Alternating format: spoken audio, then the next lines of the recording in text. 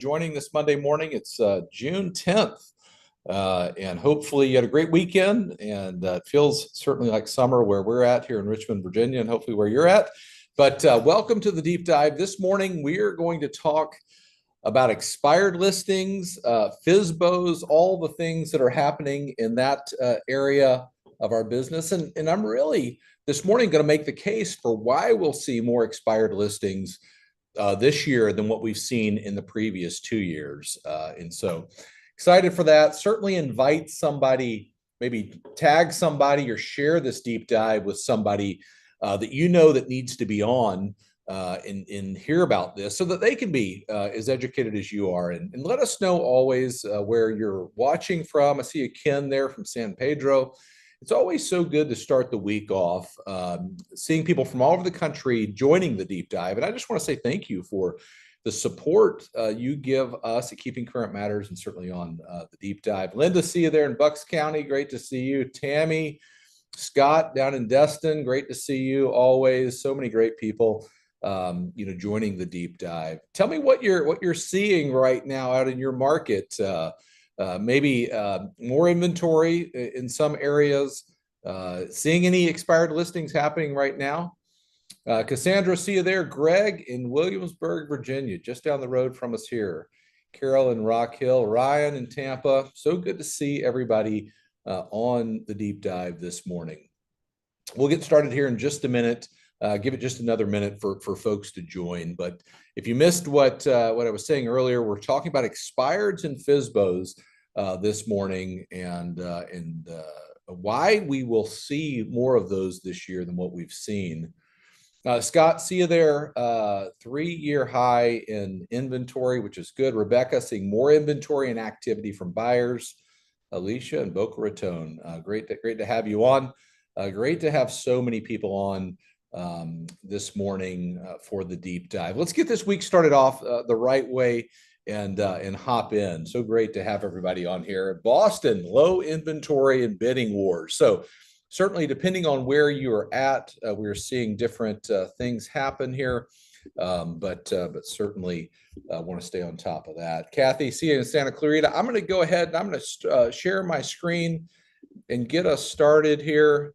Again, if you know somebody that needs to be on this deep dive, go ahead and tag them on here and invite them in so that we have as many people as possible educated on the best topics and the most important topics that we need to be talking about in real estate. I mentioned earlier, expireds and FSBOS. That is the the topic this morning. And why is it important? Certainly for a seller, if a seller's home is not being sold, then questions and concerns come up. Why isn't it? What are the issues that are around that property, associated with that property that are making it not sell? For the buyer, they then start to have questions and concerns of, does it need repairs, and what's going on there? Is there an issue that people don't want to get into in the market when a listing expires? There are 2 days on the calendar that more listings expire than any other day. They're June 30th coming up here in just a few weeks, and December 31st. Because most listing contracts, a lot are written to the middle of the year or maybe the end of the year, depending on when the listing is taken.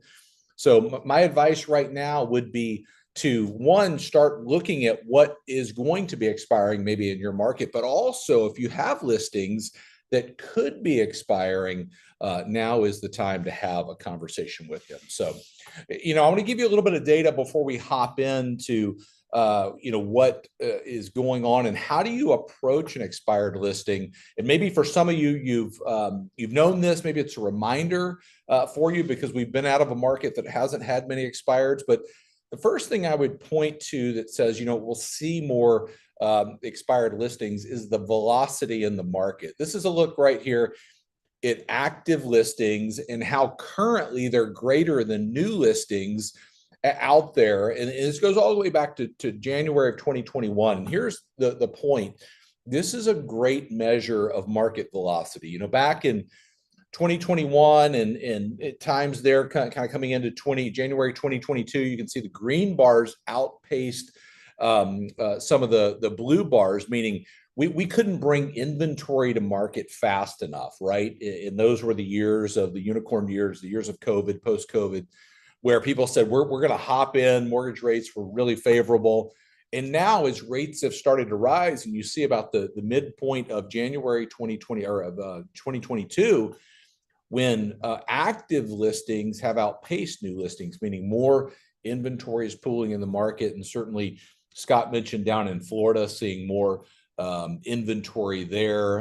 In Boston, maybe not as much, but most parts of the country are seeing more inventory than what they saw this time last year. We've talked a lot about that. We've used the calculated risk blog that says generally there's about 35% more inventory week over, each week than there was this same time last year. So about a third more active inventory in the market. But so if we see velocity in the market starting to slow down, well, what else also do we know? Listings have grown. This is a look at total listings from Realtor.com in this country from January, February, March, April, May of this year, gradually increased. So you have sales slowing down, you have inventory growing. By the way, existing home sales, if we start to look at that, this is really where it gets very, very interesting, is existing home sales right here. This is a look going back all the way back to 1999 up to 2023. And then I'm going to add in 2024 here in just a moment. But this is a look at traditionally how sales have gone for the past, in this case, 24 years. We add in this red bar right here. Let me see if I can get that in there.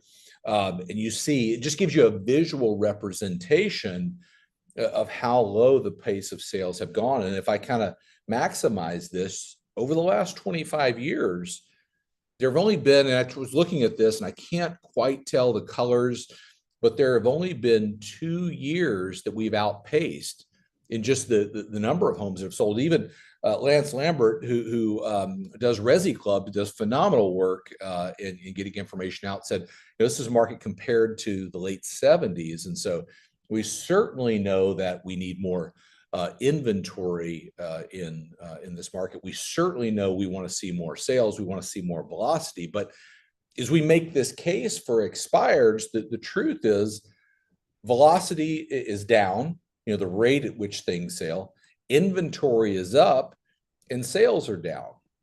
All of that points to listings will expire. And I'm going to spend the next few minutes talking just about what the seller's options are. How do you interact with somebody in that particular case? And then we're going to talk about FSBOS as well. And I've got some very interesting information that our research team has found on FSBOS. But when a listing expires, the seller has 4 options. They can relist with their current agent. They can relist with a new agent, or they can always take the home off the market, or they can list it for sale by owner. Right? Those are the 4 outcomes of a listing expiring. And listen, if you're on the deep dive this morning, you may have a listing that's going to expire. And listen, I think the conversation that you have with that person, the truthful conversation, is critically important. If you are in a market where listings are expiring and there's not a conversation being happen, that's your chance to step in and talk to somebody and give them the truth. Maybe it's a pricing issue. Maybe it's a number of different things. But for the next few minutes, we're going to focus on these top 2: relisting with a current agent. Maybe that's somebody on the call here, or relisting with a new agent. Again, maybe that's you. Maybe you don't have that expired listing, but you want to step in and have that. And I'm going to give you a resource for it here in just a moment. But I'll start off with a couple of things. What are the 3 steps to winning an expired listing, no matter the situation? Well, first, you have to understand the seller's psychology. If you're trying to sell your home and it hasn't, the first step is you start to rationalize it. You kind of say, well, we didn't want to sell it anyways, or I was talking to somebody literally this weekend about selling their home, and they said, you know what, I'm not sure we wanted to sell it anyways. And we were kind of thinking about it, but didn't sell. Not sure we wanted to do it. They start to rationalize it, and then they form a reaction to it. The reaction is Well, maybe we didn't have the right agent or wasn't the right time or whatever their reaction in the justification of it starts to happen, and then displacement happens. And we have to understand stepping into a conversation about an expired listing could be a time where we take sort of a brunt of some of that. You know, maybe the agent that listed the home didn't have an honest pricing conversation with them. Maybe they didn't have an honest conversation about things that needed to be updated or fixed to the home to make it show better. And now we are sort of the recipients of that. You know, the best example for displacement a lot of times is, say you go through something at work or something challenging in your day, and you come home and you take it out on your family or your kids or your spouse or whatever the case is. That's displacement, right? Something happened to me, so I step into a scenario and I give somebody else the sort of the impact of that because it's happened to me. We have to understand the psychology of somebody that we're sitting down, that we're talking to. Then we have to understand and really be able to diagnose what are the factors, step 2 here, that may have prevented the house from selling. There are 3 things that we, by and large, have looked at that prevent homes from selling. 1, having proper access, right? The ability of people to get into the home to look at it when they want to. 2nd, making it look good, doing the things to the yard and the exterior and the interior that make a home show better, has a direct impact on how quickly it sells. And 3rd, in this market, it's all about pricing. Is it priced compellingly? You know, the founder of KCM, Steve Harney, used to always say, if it's not priced if the price is not compelling, it's not selling. Always think about that. This is a market where pricing is critically important. And you'll see that when we talk about FSBOs. One of the biggest issues in a FSBO is, do I have the home priced right? That is one of the biggest options. And then 3 is the 4 options the seller has. We went through those. They can relist with their current agent. They can take the house off the market. They can list with a new agent, or they can go FSBO. Those are the 3 options. I want to give you a resource real quick to be able to kind of take this deeper. If you're new and you haven't, maybe gone out and talked with an expired listing yet, we have an e-guide, the 3 steps to winning expired listings, that takes all of this a little bit deeper, takes it a little bit farther, and gives you a resource to be able to go back to and really get down your approach to these expired listings. Go to trykcm.com/expireds. You see it there at the bottom of the screen, trykcm.com/expireds. You can download that e-guide. If you're not a KCM member, you can grab it right there. If you are a KCM member, you can grab it in the My KCM member area if you just want a refresher to be able to use that. But it gives you all that you need, kind of going back to what I just broke down: seller psychology, why the home didn't sell, and what are the options they have going forward, so that you can be the best at really giving this seller the information they need to hear. I don't know if you've ever been in a situation, somebody's told you something that you didn't really want to hear, but it was the truth. And that's what I think in this market. If a home is not selling, they may need to hear the truth. And the truth can be tough at times because maybe they didn't want to hear it when they listed the home, but you can step in and make a difference there. The other piece that I told you we were going to talk about is listing the house for sale by owner. I'm going to give you some information about that. But this is all about us stepping in and saying, hey, you don't want to do that. Well, let me show you the value that we provide as agents. I believe there are 5 reasons why any seller, any home buyer, anybody should hire an agent, and it's better than FSBOing. Watch on the Keeping Current Matters social channels. We just recorded a video on this, and I think it's a great video here for June, for National Homeownership Month, to talk about the 5 reasons to hire a real estate professional. First reason, in today's heavily regulated environment, all the disclosures, all the contracts, all the things you need to understand and execute, critically important in the value that a great professional brings. Second, great real estate agents are well-versed in the entire sales process. What needs to happen, what happens next, what's going to happen, what's coming up, so that we can guide clients forward confidently.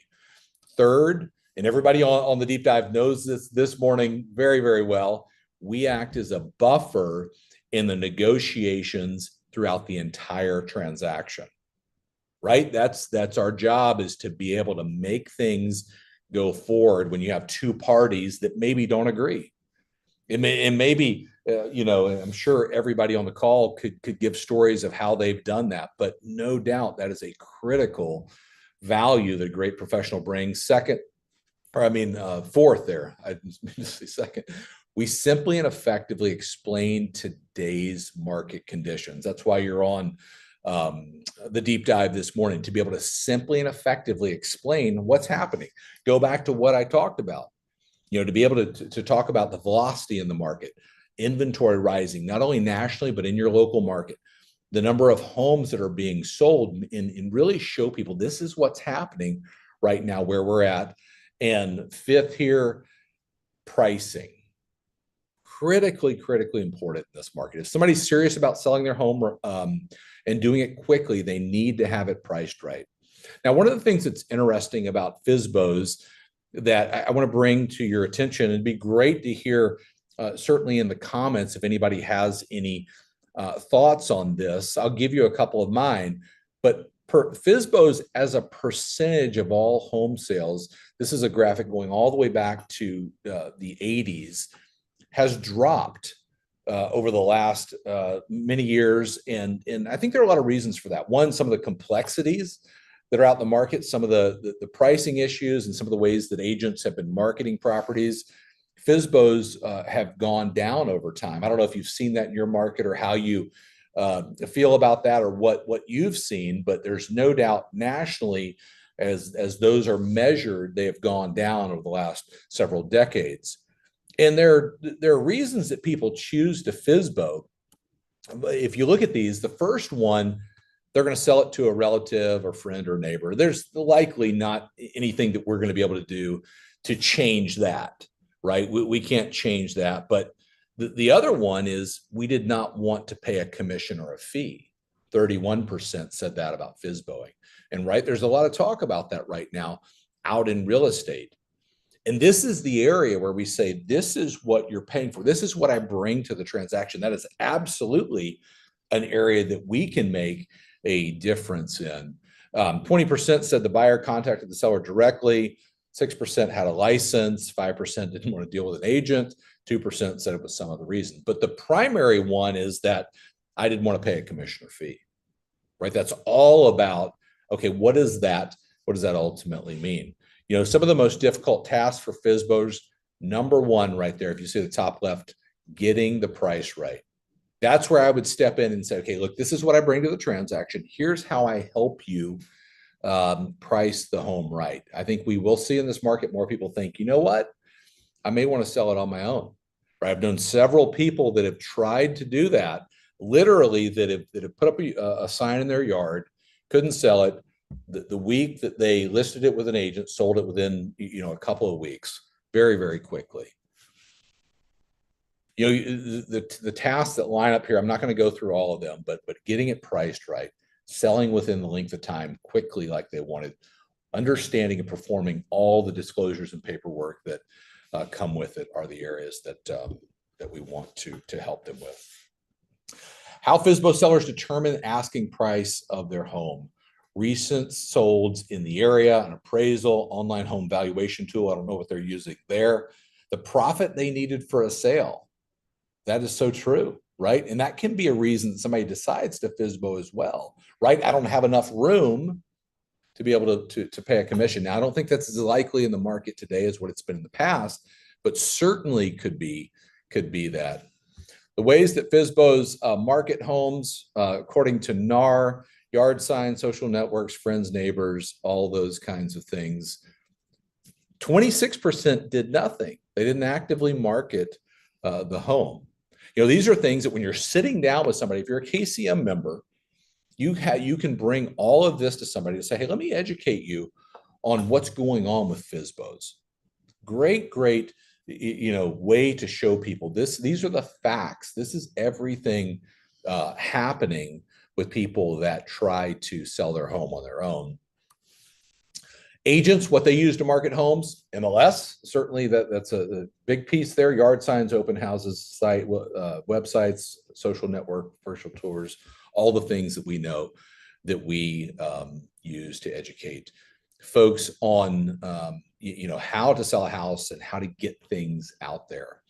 I'm going to wrap up this deep dive and give you a couple of things that we have that will help you get this message out in the market. But I want to close with this quote here from Bankrate. Selling your home on your own is certainly possible, but it's a lot of work and doesn't guarantee any significant savings. If you have experience and confidence in your knowledge of real estate transactions, it can be a good option, but it can also work for sellers who do not want to give up any aspect of control to anyone. However, the typical home seller will benefit from professional agent representation, both financially and by having an expert working on their behalf to handle all the deals. And certainly that is the truth about why we do the deep dive each Monday morning, is for the professional agent. How do you be the professional agent? Well, certainly you got to gather knowledge and you got to share that knowledge. And we want to give you tools and resources to help share that knowledge in anything from Real Talk scripts to the social posts that we're producing right now to the blogs, everything to put in your hands what you need to be the expert in your market. And I'll wrap up and go back, if I can go back to it, to the slide. If you haven't downloaded the expired e-guide, go in and do that. It'll help you as you talk with those that maybe are coming up on expired listings. Be the professional agent, be the educated agent, simply and effectively explain what's happening in this market and how you'll help them navigate it. As always, it is great to do the deep dive each Monday morning. I'm grateful for everybody that joins, see everybody in all the comments you've made this morning. Thank you for that. Thank you for joining. And listen, if you're not a KCM member, go in and download the e-guide and start a free trial. You can grab all the information that you can use to get your message out in the market. We'll see you back next week. And listen, next week's going to be a great deep dive. We're going to talk about the impact the 2024 election could have on this real estate market. It's a topic that we get a lot of questions about right now. You're going to want to join that deep dive next week. So we'll see you back next Monday. Hope you have a great